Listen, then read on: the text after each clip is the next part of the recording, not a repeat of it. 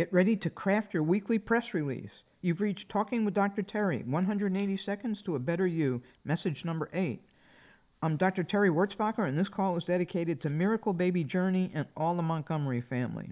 I'm always looking for different ways to excite myself, especially when some of the chunks I have are not the most thrilling. So what's the purpose of a press release? A good press release may announce a new product or newsworthy event.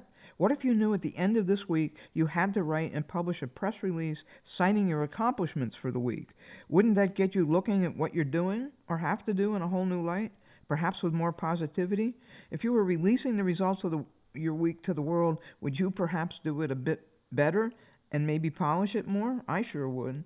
This isn't just for business, it works well for your personal life as well. I'll give you my example after we go over the components. Here are the required personalized parts, I like alliterations, for our purposes. Release time, the date you pick, make it the end of the week, even if you won't have finished that chunk in just 1 week. One purpose of this process is to create accountability. Headline, this must be attention-grabbing while conveying the topic of the release.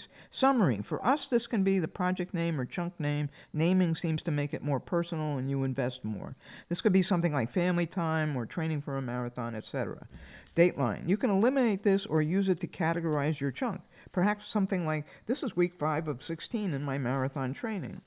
Body, this is the meat of it. Answer the 5 W's, who, what, where, when, and why. If you're feeling good about the process, you can add the how, too. Call to action.